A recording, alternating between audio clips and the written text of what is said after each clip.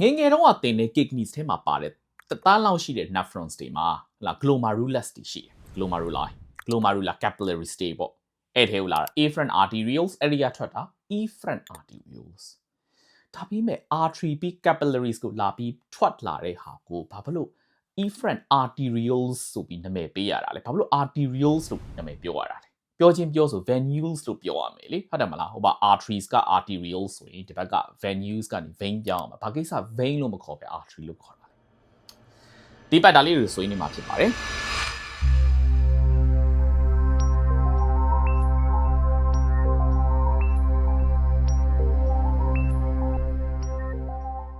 အဲ့တော့ဒါကကျွန်တော်တခွန်းနဲ့ဖြေလို့တော့ရတယ်ဒါပေမဲ့ဗီဒီယို9မိနစ်6မိနစ်လောက်ကြာအောင်နည်းနည်းလေးဆိုင်ရာလေးကိုဆက်ပြီးတော့ပြောသွားပေးမှာဖြစ်ပါတယ်အဲ့တော့အဲ့ဒါကိုမပြောခင်မှာဆိုတော့ကျွန်တော်အရင်ဆုံးဒီ portal vein ဆိုတာလေးကိုကျွန်တော်အရင်ပြောပြချင်တယ်ဟာ efferent arterioles နဲ့ portal vein နဲ့ဘာဆိုင်လဲတော့ခဏလေးเนาะ2မိနစ်လောက်စိတ်ရှည်ပေးမယ်ဆိုရင်ဒီမှာတော့ portal vein ရဲ့ပုံလေးเนาะအဲ့တော့ဒါက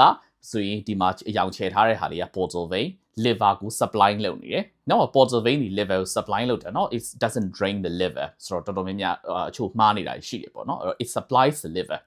သူ့ကိုကြည့်လိုက် portal vein ဘယ်လိုဖြစ်လာလဲဒီဘက် down လေးမှာရှိတဲ့ splenic vein spleen ကလာတဲ့ vein နဲ့ဒီအောက်ကတက်လာတဲ့ superior mesenteric vein လို့ခေါ်တယ် gut ကလာတဲ့ vein ပေါ့အဲ့ vein တစ်ခုပေါင်းပြီးတော့ portal vein ဖြစ်တယ်နော် splenic vein spleen ကို drain လုပ်တယ် superior mesenteric vein ဒီ mid gut ကဖြစ်တဲ့ structures တွေကို drain လုပ်တယ်အဲ့လိုပြောမယ်ဆိုလို့ရှိရင်တော့ intestine တစ်ခုလုံးရဲ့ ascending colon ရဲ့ part of the transverse colon နောက်ပြီးဒီဘက်မှာသေးသေးလေးက inferior mesenteric vein ဆိုတာရှိတယ်သူကကျတော့ high gut ကဖြစ်တဲ့ structure တွေကို drain လုပ်တယ်အထူးသဖြင့်ဆိုတော့ transverse colon ရဲ့ဘယ်ဘက်တစ်ချမ်းရှိမယ်ပြီးတဲ့ခါမှာ descending colon နောက် part of the rectum ပေါ့အဲ့ inferior mesenteric vein တွေလည်းအဲ့လိုပတ်ဆိုကြုံတဲ့နေရာကို join လုပ်တယ်အားလုံး portal vein ဖြစ်ပြီးတော့ liver supply လုပ်တယ်ငယ်ငယ်တော့ကျွန်တော်ဆရာတယောက်သင်ပေးခဲ့ပြရရှိတယ်အဲ့တော့ portal vein ကိုဘယ်လို define လုပ်မလဲဆိုရင်เนาะနှစ်ဖက်စလုံးမှာ capillaries ရှိတဲ့ vein ကို portal vein လို့ခေါ်တယ်အဲ့တော့တီချီပုံမှာပဲပြန်ကြည့်လိုက်ပေါ့ဟုတ်တယ်မလားအဲ့တော့ဒီဘက် spleen ဘက်မှာလည်းသူ capillaries တွေရှိမယ် drain လုပ်တဲ့ခါမှာဟုတ်လားဒီ gut ဘက်မှာလည်း capillaries တွေရှိမယ်ဟုတ်တယ်เนาะအဲ့ဒါကသူ drain လုပ်တဲ့ဟာပြီးတော့သူ liver ကို supply လုပ်တယ်လို့ပြောရဲဆိုတော့ liver ဘက်ကိုလည်းကျွန်တော်အသေးစိတ်ကိုကြည့်မယ်ဆိုရင်ဒါပုံလေးပြောင်းလိုက်တယ်ဆိုဒီပုံမှာခရမ်းရောင်လေးနဲ့ vein ဒီဒါ portal vein liver ကို supply လုပ်နေနော်အနီရောင်ကတော့ hepatic artery ဒါမှဆိုင်ဆိုတော့ liver ကို supply လုပ်တယ်ဆိုတော့ histology level မှာသွားကြည့်လိုက်လို့ရှိရင်လည်းဘာဖြစ်လဲဆိုတော့ဒီ portal veins က branches လေးတွေက liver ထဲကိုသွားပြီး supply လုပ်နေတာမြင်ရအဲ့တော့သူ drain လုပ်တဲ့ spleen နဲ့ gut ဘက်မှာလည်း capillaries ရှိတယ်သူ supply လုပ်တဲ့ liver ဘက်မှာလည်း capillaries ရှိတဲ့အတွက်ကြောင့်မလို့ဒါနှစ်ပတ်စလုံးမှာ capillaries ရှိလို့သူ့ကို portal vein လို့ခေါ်တယ်နော်အဲ့တော့နည်းနည်းလေးချဲ့ပြီးတော့ပြောမယ်ဆိုလို့ရှိရင်တော့ဘာလို့လဲဆိုတော့ဒီနေရာမှာဒါဒီ series circuit ဖြစ်တယ်လို့ပြောလို့ရတယ်နော်အဲ့တော့ဟို series နဲ့ parallel circuit ဆိုတာဟိုငယ်တော့သင်တယ်မလားဟို fix 6 to ဘာလို့မှာဆိုဒီသဘောတရား series circuit ကိုအကြမ်းမြင်ရှင်းပြတာမခက်မြင်မြန်လေးတော့မယ်ဆိုဒီကောင်ကအောက်မှာဒါကျွန်တော် body တစ်ခုလုံးကရှိတဲ့ blood တွေကို drain လုပ်တာ vena cava superior inferior vena cava နဲ့ right side of the heart ကို drain လုပ်တယ် area နဲ့ pulmonary artery နဲ့ lungs သွားတယ် pulmonary vein ကနေပြန်လာပြီးတော့ left side of the heart ကိုပြန်လာတယ် left side of the heart ကမှ aorta နေပြီးတော့ဒီကိုလုံးသွေးဖြန့်အဲ့ဒါ very straightforward circuit ဆိုတော့အဲ့ဒီ series ကြောင့်မလို့ပါဖြစ်လဲ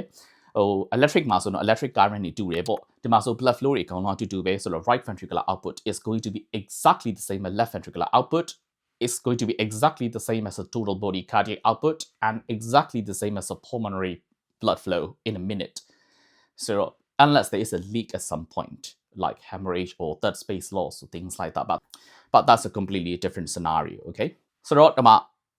ဒီ body ကိုကျွန်တော်ထပ်ပြီးတော့ခွဲခြားလိုက်မယ်ဆိုလို့ရှိရင်ဘာဖြစ်လဲဆိုတော့ parallel circuit ထွက်လာတယ်အဲ့တော့ parallel circuit တွေ series circuit ထဲမှာနေတယ်ဒါလည်း straightforward ပဲဘာဖြစ်လဲဆိုတော့ဒီ aorta နေထွက်လာတယ် it divides into too many branches ဟုတ်တယ်နော် so cerebral arteries to the brain ဟုတ်တယ်နော် musculoskeletal artery to different parts of the muscles and musculoskeletal structures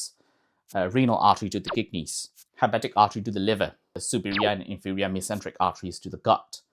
splenic artery to the spleen so ဒါရီကုံလုံးဒီပါလဲဆို parallel circuit ဖြစ်တဲ့အတွက်ကြောင့်မလို့ပါဖြစ်ဆို electric မှာဆို current မတူဒီမှာဆိုလည်း blood flow မတူအဲ့တော့ organ တစ်ခု blood flow မရ organ တစ်ခု blood flow နဲ့အောင် regulate လုပ်လို့ရတယ်ဒါ parallel circuit it's very straightforward အဲ့တော့ဒီမှာကြည့်လိုက်ရင်ကျွန်တော် veins တွေကိုဆက်ပြီးတော့မဆွဲထားဘူး splenic vein မဆွဲထားဘူး mesenteric veins တွေမဆွဲထားဘူးဆွဲမယ်ဆိုရင်ပုံမှန်ဒီလိုဖြစ်သွားမှာဆိုနည်းနည်းရွှေ့လိုက်မယ်အဲ့တော့ဒီမှာအဲ့တော့ superior and inferior mesenteric vein နဲ့ splenic vein နဲ့ဒီဘာဖြစ်လဲဆို it won't go straight to the vena cava system it goes into the liver and it supplies the liver ဒါကြောင့်မလို့အဲ့ဒီနာ circuit ဒီပါလဲဆိုတော့ portal vein ဖြစ်တယ်အဲ့တော့ series circuit ဖြစ်တယ် နော်အဲ့တော့ဘာလို့ဆိုတော့ဟို series circuit အကြီးထဲမှာ parallel circuits တွေရှိတယ် parallel circuit ထဲမှာ one series circuit ထပ်ပြီးတော့ရှိတယ် that's how it works so အဲ့ဒါကြောင့်မလို့လည်းဘာဖြစ်လဲဆိုတော့ portal hypertension တွေပါတယ်ဆိုရင်ဟာလာဆိုကြပါဆို liver မှာ fibrosis ဖြစ်တယ် blood ဝင်လို့မရအောင်ဆိုရင် hepatic artery doesn't care ဘာလို့ဆိုတော့ parallel circuit မလို့ blood ကတခြားနေလှည့်ပြီးသွားလို့ရတယ်ဒါပေမဲ့ကျွန်တော်ခုနပြောတဲ့ဟာလာ mesenteric vein splenic vein ဒီ they care ဘာလို့ဆိုတော့သူတို့ blood ဒီတခြားသွားစရာလမ်းမရှိဘူးဘာလို့ဆိုတော့ series circuit မှာ block ဖြစ်နေတယ်ဒါကြောင့်မလို့ portal hypertension splenomegaly ဟာလာဒီဟို gut ဒီမှာ congestion တွေဖြစ်တယ်ဆိုတာဒီကနေလာဟုတ်ပြီဒါဆို portal vein ကတော့နားလဲသွားပြီအဲ့တော့ portal vein ရဲ့ပုံကိုဘယ်လိုမြင်ရမလဲဆိုတော့ဒါကျတော့ဒီပုံလေးနဲ့ပြထားတယ်နော်အဲ့တော့ဒါလဲဆိုတော့ဟိုကျွန်တော်ဒီမှာမြားလေးတွေထိုးပေးထားတယ်မျက်စိထဲမှာနည်းနည်းရှုပ်နေလိမ့်မယ်အဲ့တော့ဒီကနေစကြည့်သူအပေါ်ထောက်နေတော့မှာနော် liver supply လုပ်နေတာဒီဒါ portal vein နော်ခုနပြောသလို portal vein ဒီဘယ်လို form လုပ်ထားလဲအဲ့တော့ splenic vein ကနေလာတယ် superior mesenteric vein ကလာတယ်အဲ့တော့ဒီဘက်ကကျွန်တော်မြားလေးနဲ့ပြထားတာဒီဒါ splenic vein နော်အဲ့တော့အရှိတိုးနောက်ဆုံးနေကျွန်တော်လုပ်ပြီးတော့ပြထားတယ်ဒါဒီလူတယောက်ကို corona လို့ခေါ်ရရှိတဲ့နေရာကြီးထားတဲ့ပုံနော်ဒီအောက်မှာဒီ down လေးရတာ portal confluence လို့ခေါ်တယ်စုံတဲ့နေရာအဲ့ဒီဆက်ဆင်းမယ်ဆိုလို့ရှိရင်ဗာလဲဆို superior mesenteric vein ဖြစ်မယ်အဲ့တော့ဗာလဲဆို gut structure ဆိုတော့များအဲ့ဒီကိုလာ